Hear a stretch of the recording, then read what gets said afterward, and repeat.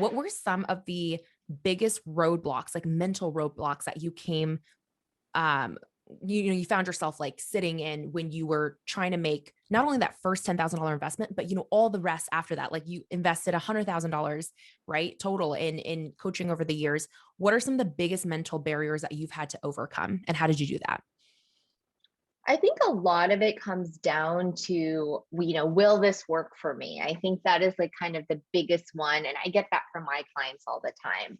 And to me, I think it's just from the experience and from everything that I've done in the past couple of years, I know that I will make it work for me. And no one else can decide that, not the coach, not the program.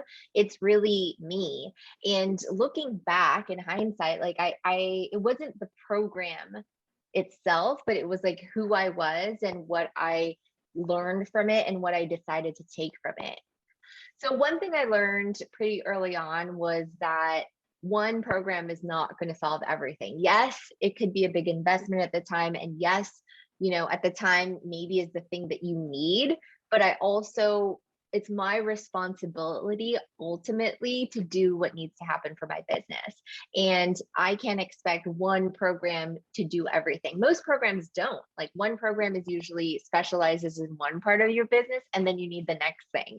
And so I feel like it takes practice and it takes, guts, and it takes trusting yourself and knowing that, if this is the program I choose to invest in today, whatever happens, I'm going to learn something and I'm going to take what I've learned and implement it. So that's something that I notice that I do a lot is when we do invest in something, we implement it right away. And that tells me that it's going to be worth it, because if I try it and it doesn't work for the business, then I know that I tried it and I can cross it off the list. So I have done lots of programs and invested in things that we did not end up using the strategy, or we tried it and it didn't work for our business. And it's not the program's fault or the coach's fault or whoever's fault. It is just one avenue that we tried and decided, oh, we're not going that way, turn around, that didn't work. And I think that's really how I look at things. And I think perspective is everything in business, is not blaming other people and blaming other programs, but instead thinking about, okay, what did I learn and who did I become in the process? Oh man, that is so good. That is so good.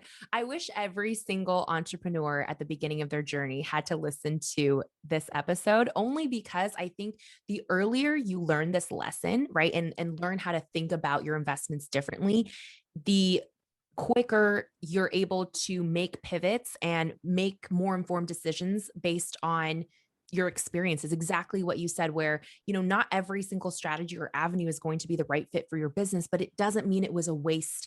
In fact, I think your process of elimination really is kind of brilliant. I haven't heard someone share that about their investments before, or like think about their investments in that way. So I love that. One thing you did bring up is that making sure that you can implement the strategy right away or implement the program right away is one thing that you prioritize when you're considering what to invest in.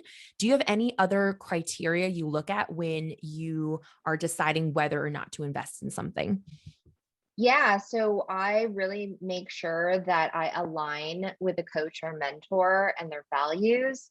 So recently, like I've seen some people that I had invested in before, but I did not align with their brand values, but especially with everything coming up as far as like social justice and diversity and even COVID. And I'm like, okay, I'm glad I'm not in that program anymore. But I mean, and like you don't really know that sometimes, like you don't know that.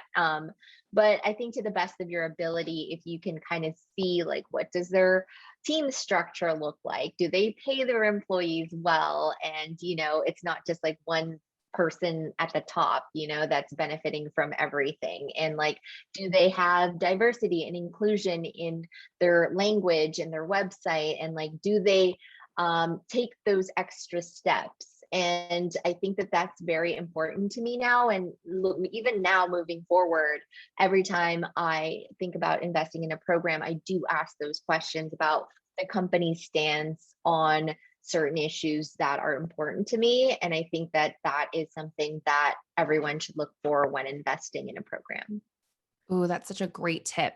I agree. I think especially, as knowledge is power, but or who said this the other day? I can't remember. I'm so sorry. I wish I could attribute whoever I saw this from, but I loved what someone said. Someone said like knowledge is the potential for power, right? But it's like the actual action or application that is the power. And so I think that as we all evolve and, are opened to things that we were blind to before or that we were ignorant to before, it becomes more and more important that we actually live out those values and take action on them. So I think that's a really great piece of advice for anyone who is trying to make a decision about whether to jump in or not.